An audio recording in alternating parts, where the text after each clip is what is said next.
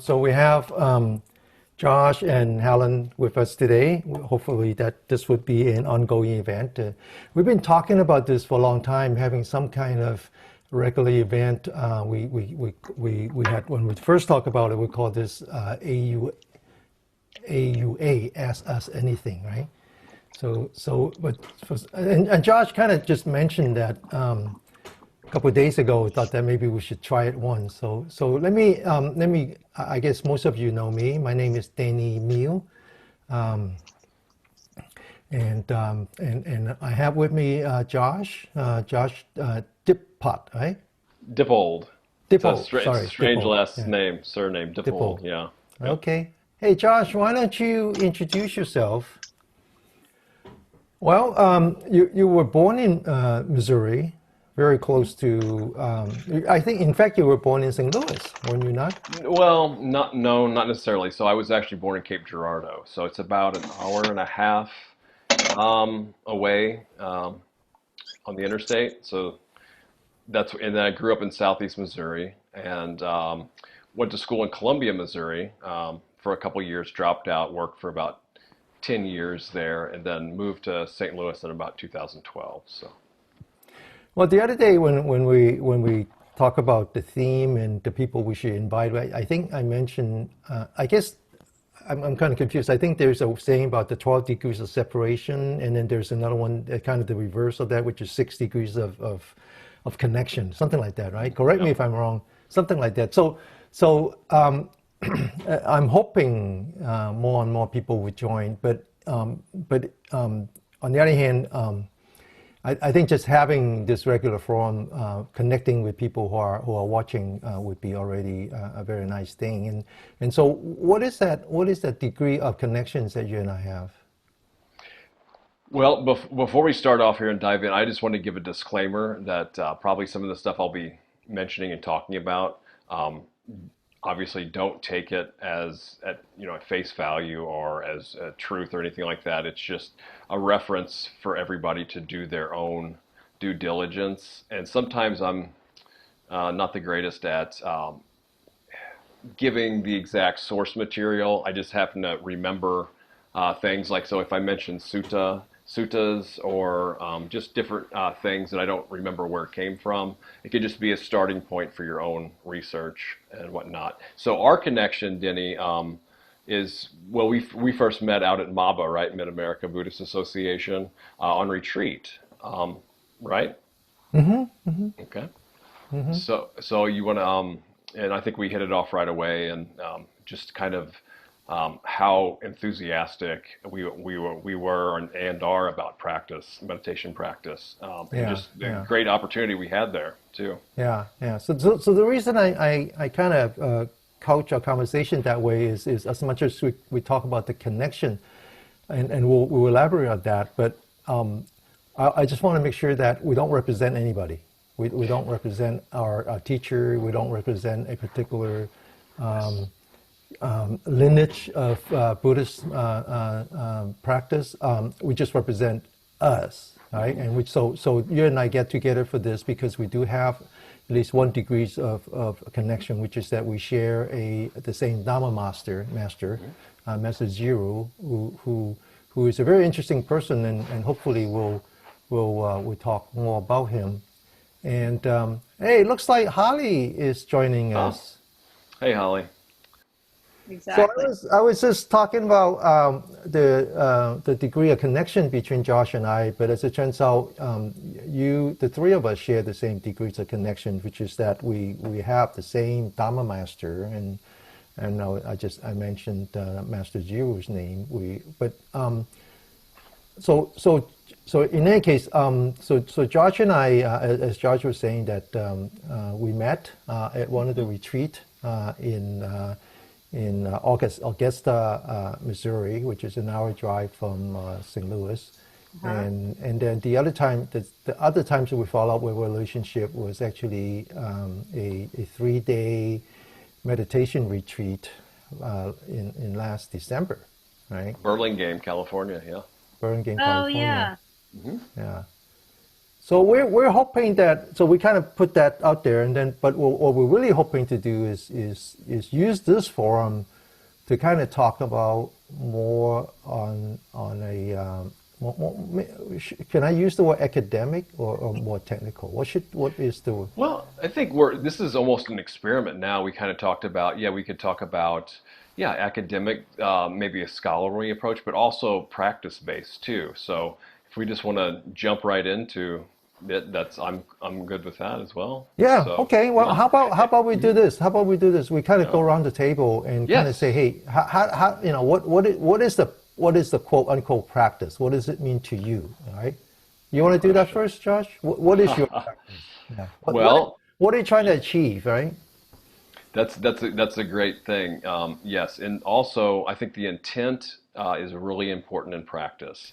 Something I don't reflect on enough because it all comes back to why are we doing this? You know, what is the purpose behind this? And I just think it's so manifold, the benefits and reasons and purposes and what kind of the end goal is, right? So, I mean, it has just layer upon layer of that. I guess I can go into that a little bit, but Yeah. try to keep If I it may, brief. Josh, Yes, yeah. I'm always pretending that there are other people watching this, like, so this is my thing, like we got all these followers, thousands and Right. thousands of Yes. them. So I gotta make sure that they understand what we're talking about first, because I don't want to lose them. This is one of the things that I learned from business is that you don't ever lose a customer. It's hard enough to get them, but once you get them, you don't want to lose them. Yes. Audience. So I want to make sure that people understand that when we talk about practice, we're talking about meditation, okay? And there's so many different ways of explaining that. Josh, go ahead. Sorry for Yes, interrupting. yeah. Thanks for pointing that out. I forget who the potential audience is. Anybody, right? Pretty much. So yeah, it's like, and then I would say the core maybe is what I'm talking about is a formal meditation practice with the majority on the sitting, even though that's not that's only a very tiny portion of it. But I'll just maybe keep it at that for now. So like on the cushion, they call that too. So the benefits are just the everyday for everybody. I mean, I'm sure everybody's heard about meditation, right? So the benefits are really obvious, like less stress, calm, blood pressure. I had psoriasis, and that's actually a scientific thing that it helps with that, and that went away when I started this. Just, but it's called practice, I think, for a reason because it's to better meet our everyday lives. So where we come from a place of responding instead of reacting. So it allows more of a space where we have a choice on how we respond to our everyday situations in our everyday lives instead of being on autopilot, acting out habit patterns, and just reacting out of habit. It seems like way a lot of times. So it provides a space to allow to open up and be able to respond, for me to be able to respond to situations instead of just reacting. It's the ultimate personal space, right? Yes. It's a space between your mind and your brain, right? We always think that the mind and the brain are one and the same, but it's actually not. Yeah. Because you can actually physically find the brain. I don't know where the mind is. We can't hunt that down. We can't Google it. Yeah. So the original question was, why are we doing this? Is that what it was?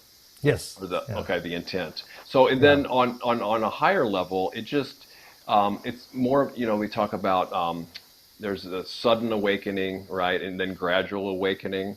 So the ultimate goal is to awaken and be free. So the awakening. So it just means to be less ignorant and to have freedom. A lot of times, freedom from things. So freedom from stress and suffering, and it just gradually increases that type of freedom. Like I said earlier, it allows more choices too, to be able to see more choices available, and just to know what choices are skillful, wise, and wholesome. It just becomes more self-apparent. It's kind of hard to explain like that. But I'm going to pass it on. I've talked long enough, and I can come back and continue this as I get as the memory gets more jogged. And Well, that's you know, another thing too. Mindfulness is another interpretation for sati, this ancient word that the Buddha is said to rediscover. Right? Is it's often interpreted as mindfulness. There's the other interpretations I like are bodyfulness, which is actually, sometimes we think it's such a mental process, but it's actually an embodied knowing, bodyfulness. Some people interpret it as awareness, but also remembering too. That's one that Shifu uses, right? And Master Jiru uses as remembering. I love that as well. It's really, that's another whole topic too. So I'm just going to pass it on now. You know, in Japan, it's very important to understand the custom, which is that you never pour your own drink. So even if you have a bottle of beer, you pour for someone else and you put it back on the table and someone else pour for you. So I asked the question, and now it's your turn to ask the question. Oh, I like that. Yeah, okay. And Why don't you ask Holly, and then we just go around, yeah. Holly, yeah, if you'd like. So what is your, why do you meditate? Why do you have a daily meditation or a meditation practice? How does it help you? What's the point?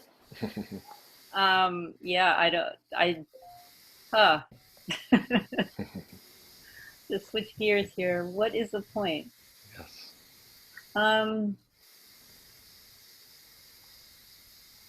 And it can be secular.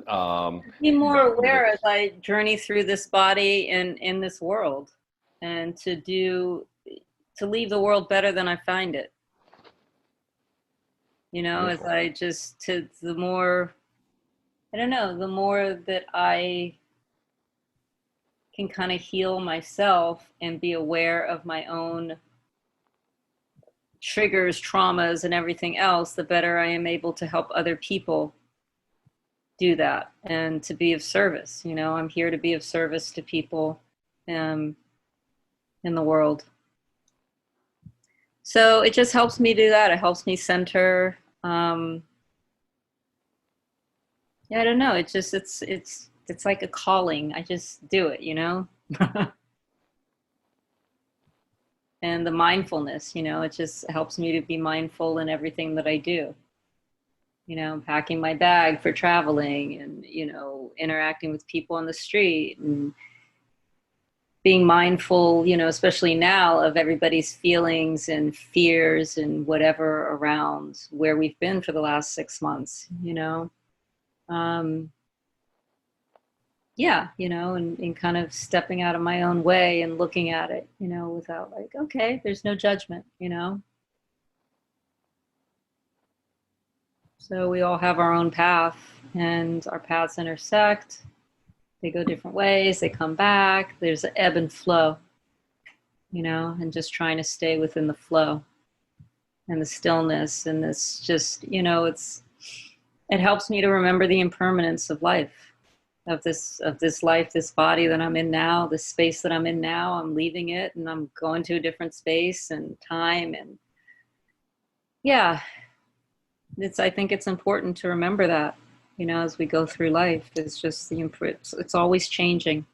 And, how do we flow with the change and stop resisting it? And it's hard because we do resist it because we've become so conditioned in habitual patterns, whatever they come from, but just, okay, so this is a way I can look at it. This is another way I can look at it. Does that make any sense? Total. Absolutely not. Okay, that's what I thought. No. Both, yeah. No. Right. I mean, what you said, as you're saying it, I was just telling myself, how do I kind of just, bring what you said into just a few words. I mean, but so many things pop up. One thing that pops up is personal hygiene, in the sense that, if you go to the doctor's office, they put on masks. Is it because they're sick? No, if they're sick, they won't be there. But they're basically taking the responsibility of not causing harm, And so I think one of the things you said, Holly, and correct me if I'm wrong, is that you're in the position, or you like to be in a position to provide service to people on a spiritual level. So it's like putting on a mask. It's making sure that you yourself is in a mentally healthy position before you reach out. Is that correct? That's yeah, you said it better than me. I mean, Of course, yeah. I'm the marketing guy here. Come on. I mean, I've been working this whole pandemic with kids and families. I haven't stopped. And, there was always, I followed protocols. I had protocols set up where it felt safe. As long as I felt safe, they felt safe. In meditation, I was able to tap into something where I just kind of instinctively knew who needed the help and who I could continue working with and who I couldn't work with physically, like in person. And this is, isn't Chan Buddhism considered, don't they interpret it as an intuitive path? So I don't know if that's right or not, but it does. It seems that meditation also builds our intuition muscle. So like Holly was saying, she just kind of innately knows the right choices to make. It's kind of hard to explain intuition rationally, just kind of an inner knowing. Mm-hmm. Yeah, so that's another thing. It's just because when we take care, this is like another teacher I have, he calls like different spiritual practices energetic hygiene. So this, it's like meditation is like a consciousness and energetic spiritual hygiene. So when we're able to take care of ourselves, then we can help the world, right? So that's one thing I forgot to mention as well, because I'm in really not a really decent position to help somebody else or pretend or try to help somebody else when I'm a hot mess myself, So this, we always talk about the importance of physical exercise. This is more of a kind of a mental exercise or a combining of body and mind, centering, grounding. You guys, I'm going to have to go because it's nature, because I have to go out in nature and my friend is back home now. That's all right. Yeah. So hopefully next time, wherever you are, Holly, just check in next time, okay? I will. So keep sending them to me because I'll be in Scotland at this time next week or whenever you do them. So the time in Scotland right now is 6:20, which is great. Okay. Okay. Well, this is recorded, so when you have a chance, come back, and then you would know, what we say when you're not here. Sounds good. Now you can talk about me. Yeah, I could definitely talk about you. Okay, thanks, Holly. Thanks All right, Holly. Bye now. Okay, bye. Thanks for checking in. Yeah. And then Helen, if you're interested in talking, just unmute your mic so we know that you want to talk. Otherwise, we'll just keep going. Yeah. So the other thing that Holly mentioned that in her kind of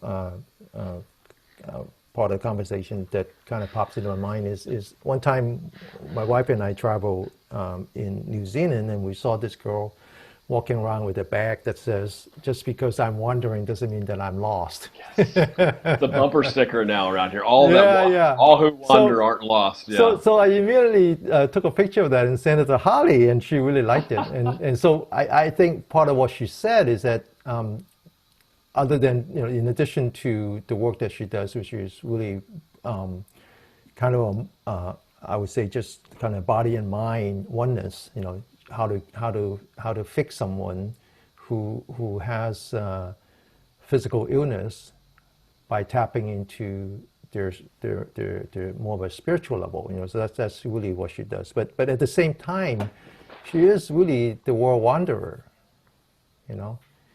And I think what she said is to me, sounds to me that when you wander around the world, I often thought about this, is it best to have a compass, or is it best to have a GPS? See, now there's a very subtle difference there. You might as well get both. Yeah. No. Yeah. Well, yeah. If you have a choice, you get both. But do understand the difference. I mean, so a compass is external, right? So if you are wandering in life, and you realize that you're getting direction from something external, you have to stop and think, hey, I've done this long enough. Maybe there's a different way. And in some way, meditation is really finding yourself, and it's really like developing your own inertial guidance system, where you're not following someone anymore, you're following your own. And so I think it just, what Holly said just strikes me as someone who's in search of that, right? In search of that, who that is. So for me, my own practice, and I said this before, it's about freedom. It is about freedom. It's about exploring, and it's about freedom. Freedom, not in an outward materialistic way, because the definition of freedom is choice. I remember back in the days when I was running my own company, people talk a lot about commitment. That you have to have commitment. This is when like the Japanese quality circle were big, and so they always talk about you have to be committed to a bigger cause. You have to be committed to the company. So people talk a great deal about commitment, and I often make the joke that says, well, that's what the nail thought when he stuck into the board, that he's committed to that piece of wood, where in fact he's actually stuck. So you have to really understand the difference between committing something and being stuck into something. And so that to me is the ultimate definition of freedom, which is, hey, do I get to choose? Do I get to choose? So my own pursuit is now that I do have freedom, now that I do have choices on a material aspect, how do I go further and have freedoms on more of a spiritual or mental aspect, so that ultimately I can make better choices? And of course, the path in doing that is one of understanding. Just know that. What is like you were saying. I like the way you said is like brain is not mind. They're actually different. Although the problem is that we don't know what mind is. Yes. And those are great metaphors, Denny. Yeah, and then the commitment this is a tricky one for me. It's a sticky one, because it's what are you committed to? I think commitment's important, but if you're committing to all these, superficial things and having all this responsibility, committing to things that really don't matter in the long run. I mean, we all have to have certain, daily commitments and stuff, but what do we really want to commit to and put our energy and time and effort into? What's important? What's needed? So that's, yeah. So like you said, so many people want so many people to commit to their own things, certain things of that. But what is ultimately going to lead to more freedom, to liberation, to peace, to ease? All these. That's one other cool thing is, for me, instead of moving from goal driven, well, actually, I never really was super goal driven, although those are important. If we have core values, then every moment of our life can be in alignment with those core values. So it leads to more satisfaction and what we're after anyway, instead of just going from one goal to the next, to the next, to the next. Although we still need goals. But like for me, my core values are just kind of like, I kind of took these from a teaching or Dharma talks and teachings, like a bird. So the wings of a bird, you have wisdom on one wing, and the heart qualities, kind of like the Brahma Viharas of loving kindness, compassion, equanimity, and sympathetic joy, altruistic joy, vicarious joy, however you want to. And then, so we can't just have one of those wings. Both of them balance out each other. So the wisdom on one end, and then the heart qualities on the other. And then also the bird signifies freedom, right? So a bird is completely free. And then what else does a bird need to be flying high in the air? Well, it needs effortless courage. Courage is so effortless and inbuilt that it doesn't even really consider it anymore. Because to go way up, if we were to fly way up without any, just by ourselves, it would be scary because we thought we could drop any time. Well, a bird can drop any time, but it's just completely fearless in the sky, right? Because it's just natural ability, so it has courage. But Yes. So help me get back on track here. Yeah. Yeah. So no. Yeah. I think if I understand it right, is when does commitment becomes attachment? Yes, exactly. So if we want to have attachment or healthy attachments, I think should be towards complete and utter free and liberation until we get close to that point, and then we can even let go of that, right? Yeah. But I think But yeah, your in point the on a end, more mundane level. it's how do you know? Well, you don't know.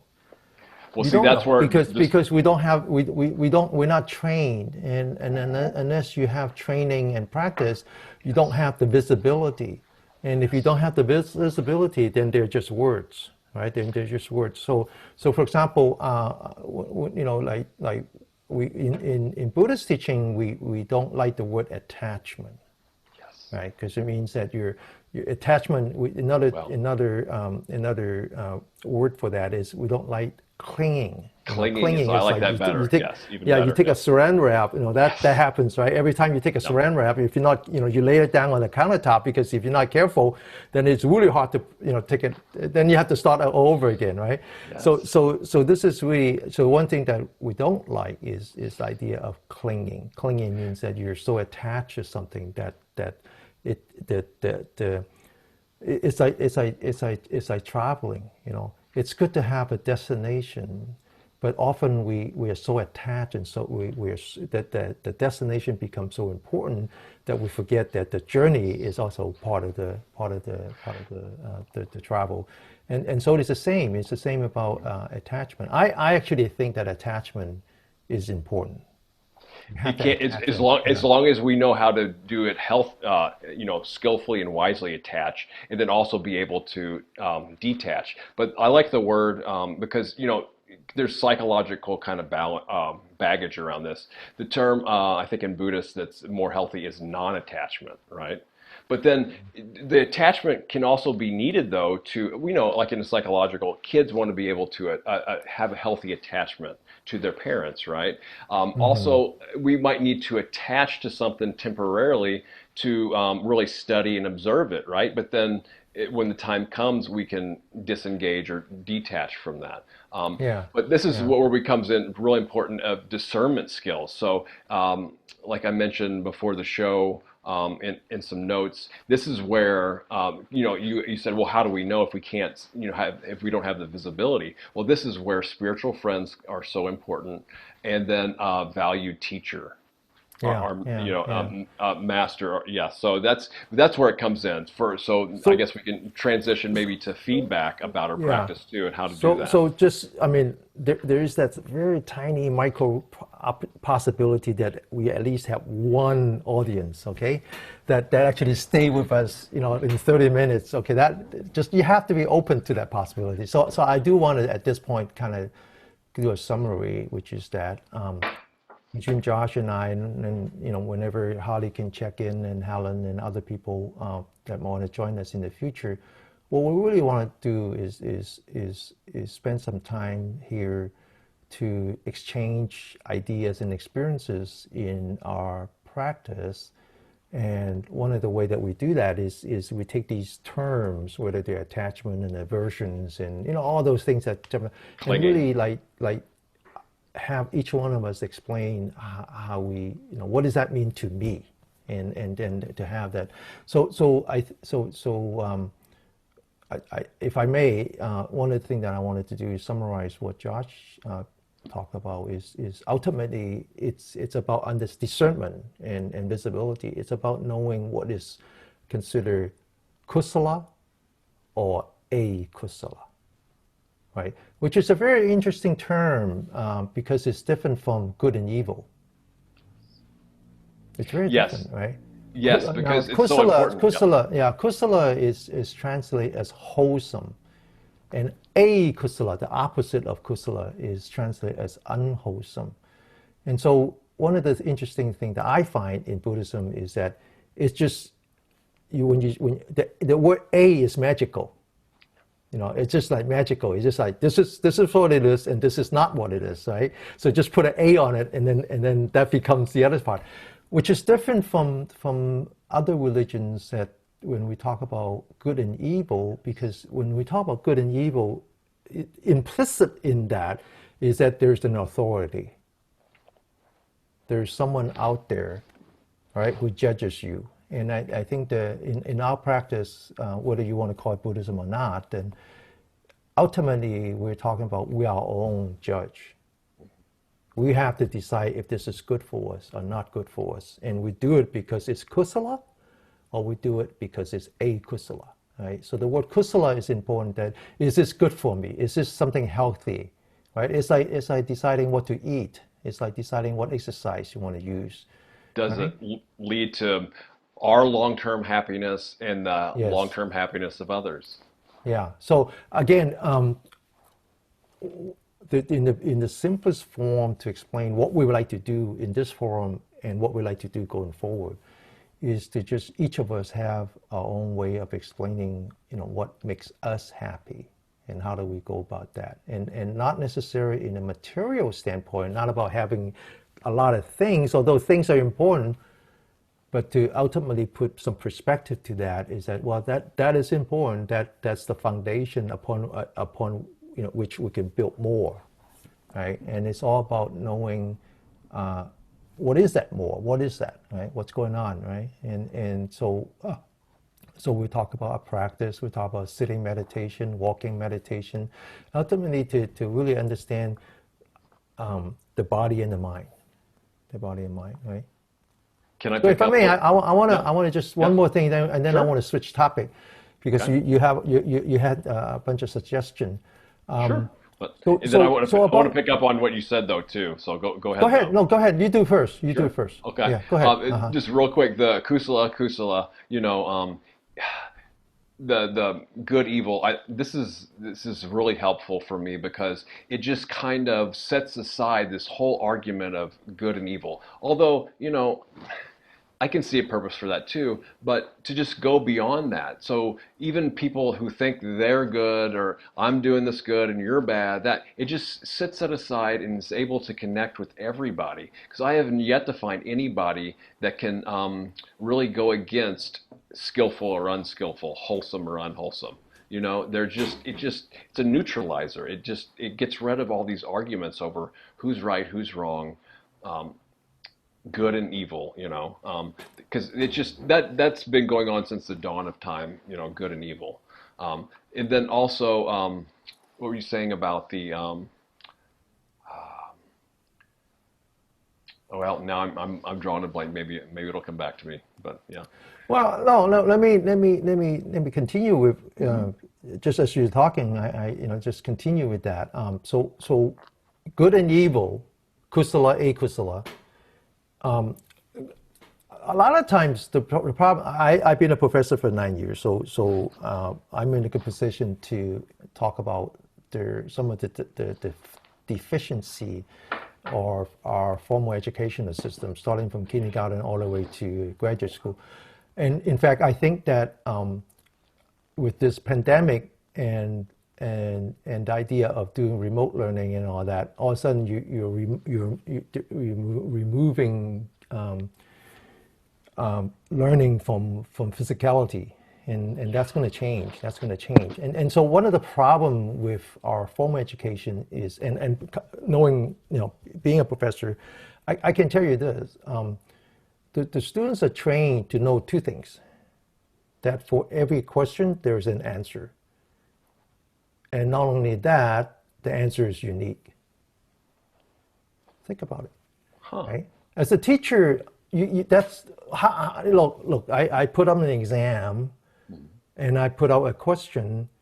It's not acceptable for me to put out a question that doesn't have answer.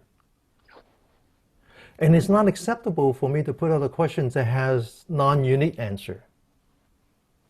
Because the world will go up in flame. The academic world will go up in flame. Good point. Right? Yeah. Okay, so what is that problem? The problem is that not every, in real life, outside of academia, not every question has an answer, and obviously, clearly, there is more than one answer.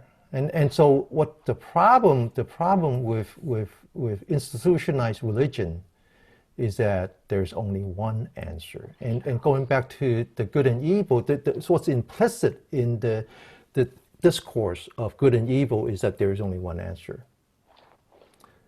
What's also implicit in the discussion between kusala and akusala is that for every individual, there is an answer. So your answer is different from mine, and I have to respect your answer as much as you should respect mine, I hope, right? Right? It's a very different conversation. It's a very, very different conversation. It's like Earth and Venus. Yeah.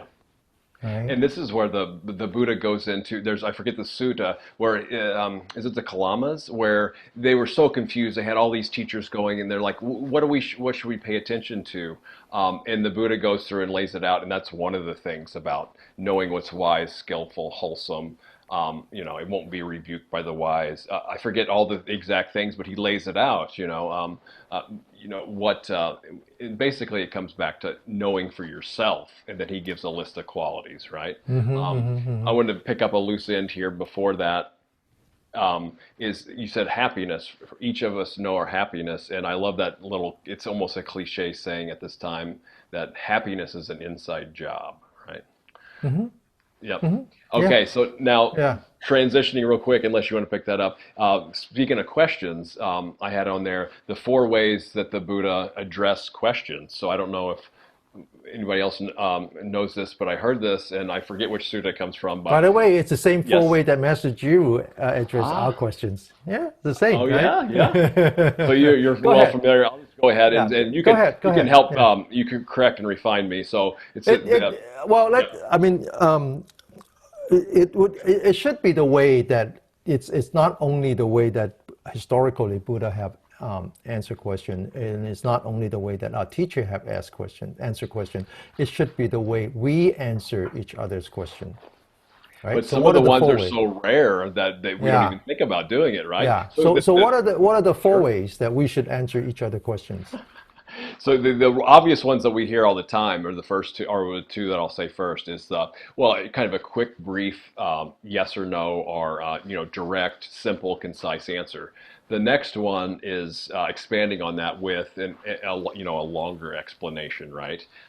If I'm getting this right. But then the other ones that hardly anybody does, is probably because you'll be socially rebuked, is not answering, just not giving an answer. There was one story in the suttas where somebody asked, is there a self? Is there not a self? And then the Buddha wouldn't answer. And I guess the reason he gave later for that is because no matter which way he answered that, he would have given the wrong impression, or not conveyed it right, depending on that situation, because of the temperament and the situation, the context. But anyway, the last one is answering a question with a question. So sometimes we just don't have enough information about the actual question itself, or sometimes the person is asking the question for a certain reason that an appropriate response would be to respond with a question because of that unique situation, right? So. So these are the 4 things, right? These are the 4 what we call the canonical forms. Right, of interaction. One is that someone asks a question, because after all, we call this show Ask Us Anything. So if they ask us a question, we should respond directly with the understanding that this is our experience and understanding. Right? At the same time, we should then ask them to clarify why they asked that question. Right? And then finally, we should ask more questions by exploring, because sometimes people don't understand why they ask the question. So you need to kind of explore that. And sometimes you just have to ignore the question, not in a very polite way.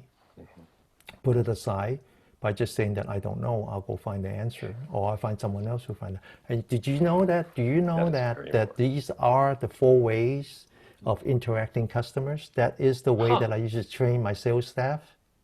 Excellent. And always answer the question. So this is the most important thing. When your customer asks you questions, don't go in, don't try to go in and talk about something else and thinking that, 20 minutes later you will come back to answer. No, answer the damn questions first. Right away. That's a good idea. Right away. And And just say, don't be this afraid to is, say I don't know, because don't so be many afraid I people say, oh, are yeah, afraid to say I don't yeah, know because they want to appear like they know or smart or yeah, yeah. or they're deficient if they can't say if they say I don't know, they think they're deficient. And then Denny, I'll let Yeah. you finish. I might want to come back to, though, this all ties into the education system and how questions and knowledge are viewed outside of the schooling system because of the schooling system. Well, I can get into that, some Yeah. ideas about that Now later. But we have to leave something for the next show. yes. Okay, but we got about 10 minutes. Okay. I wanna pick up on this question that you have, which is we've been shelter in place for 6 months, right? Wow. 6 months. I remember celebrating the 100th day because this was like, as soon as it's in San Francisco, it started with St. Patrick's Day. It started with St. Patrick's Day because the mayor decided that if she didn't do that, then people are going to go out drinking that night. And so she actually started the practice in place and just shut down everything, which turned, in retrospect, was the right move. So this was the middle of March. So now we're towards the end of August, right? So this is a long time. So It's not like that in Missouri, though, by the way. This is California we're talking about, just in case. We're talking about California. Yeah, we're talking about California. And well, come on, in Missouri, you're always social distancing. Come on. Out in the country, right, rural areas, yeah, we're used to that. So the question is, what does practice in place mean? What does shelter in place mean? How did that affect your practice in both good ways and bad ways? So you go first. Well, actually, I don't know if that really applies to me, so I'm going to get you back or throw it back to you real quick. So there hasn't really been any of that here. I think, and I can't even remember, so I don't want to misspeak, but there's really not much of a curfew or I think there maybe was for a couple of days or something, but and then even masks a lot of times are optional in certain places in businesses now. But a lot of the businesses have switched to curbside service and in some of the stuff. It's there's similarities and differences. But what I can see, what I notice the most about this whole thing going on is the amount of fear that it put in people, especially at the beginning. And I noticed it myself and a lot of people around me. It's not as great, I don't think, now. It's just that I can see where it's actually, that could be more detrimental or just as detrimental as any kind of virus, because it could run down our immune system, right? If we're in a constant state of fight and flight and fear. But then again, if somebody's already in that state, to tell them, oh, you shouldn't be in fear, well, then they're just going to get more in fear, right? So that's kind of a paradox with that. But that's another reason why meditation is important, is to address our fears instead of trying to hide from them and cover them up, because that's one. I look at there's the opportunities of this, as so some unmet or unprocessed fear it can bring up, which is a good thing, because how would we know kind of the opposite of fear if it didn't come up and deal with it? And some people probably aren't really even aware that they're in a state of fear, right? So then since everything people are kind of going back to a more, I would say, natural state. They're not running around mindlessly consuming like they would usually, right? So they're kind of spending more time in isolation, contemplation. Just kind of having to look at how they are, their state, and maybe reviewing their lives and what's been important up to this point. And a lot of that stuff that was once important during this isn't really that, they can't do that anymore. So they're just kind of in like either no man's land or don't really know what to do. So that's another thing that our practice has helped us prepare for, I feel, because this is really not that new to us. It's just maybe a different context. And it's also, if somebody wanted to do a self-retreat or things like Denny does on Zoom, I don't know if it's mentioned that he does, well, he's going to go back to this, right? How you've been doing this group practice on Zoom since. since the very beginning this started, and that's what I'm gonna. I think I'm gonna wrap it there and throw it back to Denny to answer his own question, and then build on that with what he's learned from his daily practice on Zoom and everything else that goes along with this. Yeah, yeah. So my answering my own question is how did this pandemic affect my own practice or affect the practice of people around me? You can't. It's a huge event, huge humanity event, but it's still not big enough to change people's way. You know, so you can only the effect of in terms of any positive effect, it's on the edge. You know, it's really on the edge that if you have people who are inclined to practice already, this gives them a sense of urgency, right? Because it's like you roll it down the cliff. If you already passed that point, you're just going to keep rolling and just accelerate. And so for a lot of people, I think it's very difficult to go to someone who had never practiced the spiritual, don't have any kind of spiritual practice to speak of, and then to be able to grab them by the neck and say, hey, you know, do this. And they're already this is too catastrophic event. They're already, you know, if they're going down the incline, this just accelerate. And this is very hard. This is my experience. It's very, very hard. Unless they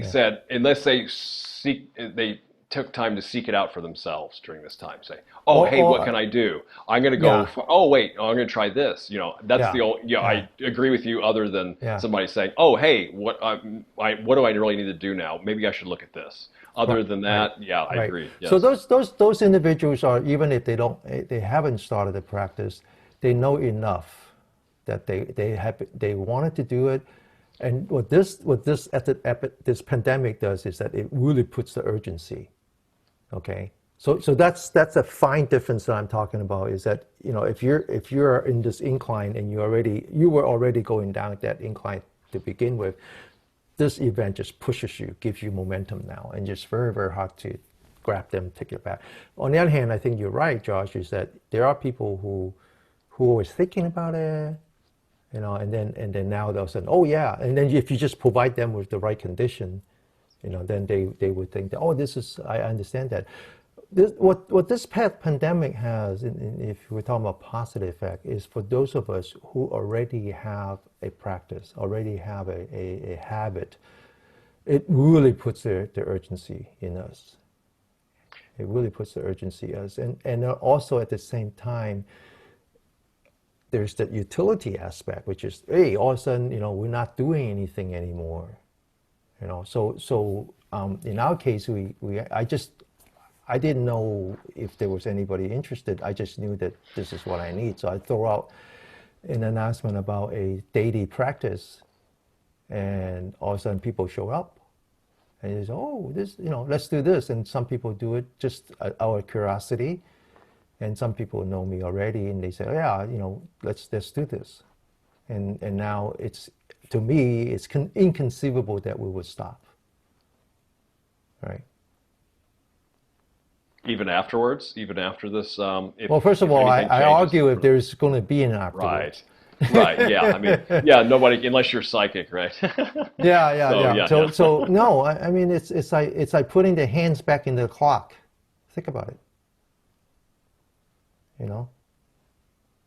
Once you understand that a clock should have hands, what's the point of taking it off again? Right? Wow, that's pretty profound. I haven't heard that. You know. So anyway, I think for me, speaking personally, it is. I hate to use this, but it is what it is. I hate this, but I'm making the best of it. You know, I'm making the best of it, and because it has put an urgency back into my life, and that urgency I actually knew, because when I visit prisons, you know, back in the days when prisons were still open, which is only a couple months ago, that was the one thing that I noticed is that when you're a prisoner, when you're already an inmate, and you don't have this freedom, quote unquote, to speak of about your physical presence, then the only freedom that you will search is the spiritual freedom. And that's where the urgency comes from. That the more, whereas for those of us who are on the outside, normally we don't have this urgency. And with the pandemic, it puts that urgency back. So I'm grateful for that. I hate to say this as if I'm happy for the, but I'm just like personally my own feeling. Yes. I'm very gracious. There's well, it's hard to be upset when you're grateful, right? And that they talk about you can put somebody in prison, you can do all this stuff to them, but you can never capture their spirit, right? So that spirit is where the freedom lies, right? Or whatever you want to call it, right? The internal state, Buddha nature, or whatever. And then there's a Pali word that talks. It's called, I love this word, samvega. It means a spiritual urgency, and that's exactly what this is. That's exactly what I guess prison is. It does. It like really prioritizes things and kind of lights a fire under your butt, right? And we notice the benefits immediately and how important it is. It just makes sense immediately. Yep. All right. And then, Denny, I guess the other thing, real quick, maybe we can get to a daily practice. So for anybody wanting to, what are some supports for a daily practice and the important? Well, we were talking about the importance at the beginning, but what can people do to establish a meditation practice, a regular meditation practice? Tips and instructions. Well, it's very difficult to if you don't have a regular practice, a regular pattern for practice. It's very hard to do that on your own. It's very, very hard to do that on your own. So I think it's also very hard for people to just kind of jump from zero, to light speed. So it's very hard for someone to commit to a daily practice. But on the other hand, maybe a weekly practice, right? And so Josh and I and the other students, at least on Saturday, 8 o'clock Pacific time, 10 o'clock Central. You guys, you call it Central, right? Yeah, Central time. Okay, no, I guess I said Mountain Central. Yeah. Yes, that's right. We get together, and I like to see us, focusing on at least a weekly practice, 8 o'clock my time. And the other thing that I like to do is at least not necessarily sit down meditation, but to really understand what does meditation mean, and that there are other ways to do this, that you could have both a static and a dynamic form, and you could have all of those. So if you're interested in joining us, I like to see us developing this Saturday forum into something. And so if you join us on Saturday, 8 o'clock my time, we can explore. And then I'll answer my own question real quick with a couple of things. I like the analogy of it's like brushing your teeth. You could miss a day, but you wouldn't want to. I just find the importance of a daily practice, but we start where we're at, right? Yeah. So like Denny was saying, it could be a weekly, it could be anything. There's a free app online, insighttimer.com, that gives you a virtual community as well. Seek out spiritual friends, a teacher, explore online, and then once you establish a habit, then it's not a big deal anymore. You don't even think about it. It's not. There's so many avenues. A friend of mine used to say to me, he says, until I was discharged from the army, I didn't realize that there are so many green trucks. There's so many people online, and that they can just start somewhere, right? Start somewhere. Okay. Start where we're at too.